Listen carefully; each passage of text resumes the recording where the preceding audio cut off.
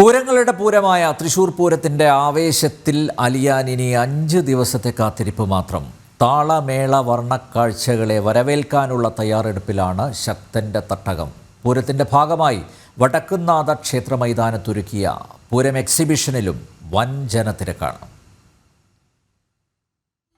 പൂരം കൊടിയേറ്റി കഴിഞ്ഞത് മുതൽ വടക്കുംനാഥന്റെ മണ്ണ് അടിമുടി പൂരം വൈബിലാണ്. ചെല്ലുന്നിടത്തെല്ലാം പൂരവിശേഷങ്ങൾ തന്നെ. കാഴ്ചക്കാരായി എത്തുന്നവർക്ക് പൂരം ഇക്കുറി വിസ്മയ കാഴ്ചയൊരുക്കുമെന്നാണ് പൂരപ്രേമികൾ പറയുന്നത്. പൂരത്തിന് മുന്നോടിയായി പൂരപ്പന്തലുകളുടെ നിർമ്മാണവും പുരോഗമിക്കുകയാണ്. മണികണ്ഠനാൽ, നടുവിലാൽ, നായ്ക്കനാൽ എന്നിവിടങ്ങളിലാണ് പൂരപ്പന്തലുകൾ ഉയരുന്നത്. ഇലഞ്ഞിത്തറ മേള നടക്കുന്ന വടക്കുംനാഥനിലെ ഇലഞ്ഞി ചുവട്ടിലും കുടമാറ്റം നടക്കുന്ന തെക്കേ ഗോപുരനടയിലും ഒരുക്കങ്ങൾ തകൃതിയായി പുരോഗമിക്കുന്നു.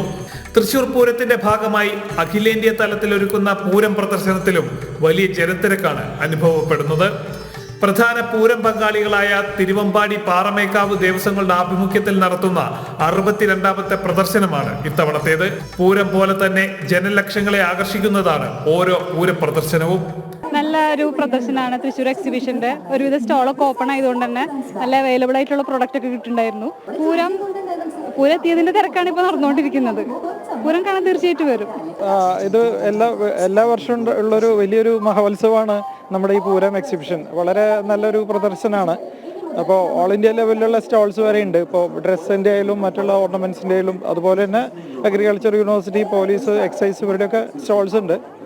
അപ്പം നല്ലൊരു അനുഭവമായിരുന്നു ഇത്. തൃശൂർ പൂരത്തോടനുബന്ധിച്ച് എല്ലാ വർഷവും ഏപ്രിൽ മെയ് മാസങ്ങളിലായി വടക്കുംനാഥ ക്ഷേത്ര മൈതാനിൽ നടത്തിവരുന്ന അഖിലേന്ത്യാ കാർഷിക വ്യവസായ വിദ്യാഭ്യാസ പ്രദർശനമാണ് തൃശൂർ പൂരം പ്രദർശനം.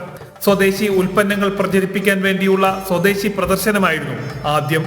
സ്വാതന്ത്ര്യാനന്തരം നഗരസഭയും പിന്നീട് ദേവസ്വങ്ങളും പൂര പ്രദർശനം ഏറ്റെടുത്തു. 1964 ദേവസ്വങ്ങളുടെ ആഭിമുഖ്യത്തിൽ ആദ്യ പ്രദർശനം നടന്നത്.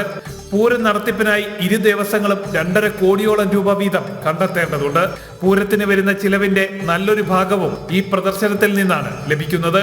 കോവിഡ് കാലത്ത് പ്രദർശനം ഒഴിവാക്കേണ്ടി വന്നതൊഴിച്ചാൽ ദേവസ്വങ്ങൾ ഏറ്റെടുത്ത ശേഷം തുടർച്ചയായി പൂരപ്രദർശനം വിജയകരമായി തന്നെ നടത്താൻ കഴിഞ്ഞു. മുൻ വർഷങ്ങളിലേതുപോലെ ഇപ്രാവശ്യവും 180-ൽ പരം സ്റ്റാളുകളും 70-ലധികം പവലിയനുകളുമാണ് പ്രദർശന നഗരിയിൽ സജ്ജമാക്കിയിട്ടുള്ളത്. ജനം, തൃശൂർ.